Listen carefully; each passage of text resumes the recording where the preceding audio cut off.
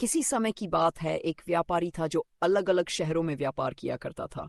वह अपनी रोजी रोटी के लिए एक गांव से दूसरे गांव जाता और तरह की चीजें बेचकर पैसा कमाता। उसका खास व्यापार टोपियां बेचना था। उसके पास रंग बिरंगी और खूबसूरत टोपियां थीं जो बच्चों और बड़ों को बहुत पसंद आती थीं। वह हर दिन सुबह सवेरे अपने गधे पर टोपियों की भरी टोकरी रखता और शहर की ओर निकल पड़ता। एक दिन जब कड़ी धूप पड़ रही थी, व्यापारी को एक दूर दराज के गांव जाना था। उसका रास्ता एक बड़े और घने जंगल से होकर गुजरता था। दोपहर के समय धूप और तेज हो चुकी थी और व्यापारी को थकान महसूस होने लगी। उसने सोचा कि कुछ देर आराम कर लिया जाए। वह एक बड़े पेड़ के नीचे बैठ गया, अपनी टोकरी को एक ओर रखा और सिर पर टोपी जमा कर लेट गया।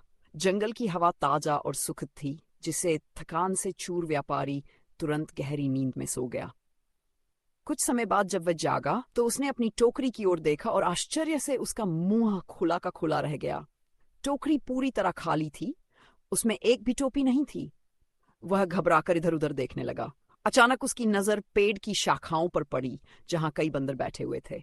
व्यापारी ने गौर किया तो देखा कि हर बंदर ने उसकी एक टोपी पहनी हुई थी और वे मस्ती में कूद फांद कर रहे थे। वे कभी एक शाखा से दूसरी शाखा पर छलांग लगाते तो कभी एक दूसरे को तंग करने लगते। व्यापारी परेशान हो गया। ये टोपियां तो उसकी रोजी रोटी का साधन थी।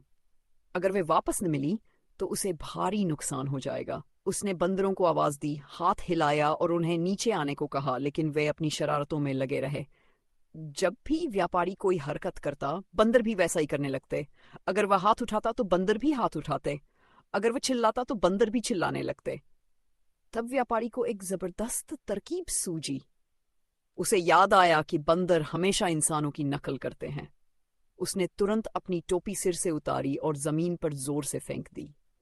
जैसे ही उसने ऐसा किया, सभी बंदरों ने भी अपनी अपनी टोपियां उतारी और जमीन पर फेंक दी। व्यापारी ने झटपट सारी टोपियां इकट्ठी की, उन्हें अपनी टोकरी में रखा और खुशी खुशी अपनी राह चल पड़ा। यह कहानी हमें सिखाती है, किसी भी मुश्किल का सामना हो तो घबराने की बजाय समझदारी से काम लेना चाहिए। चतुराई और हाजिर जवाबी ही सफलता की कुंजी है।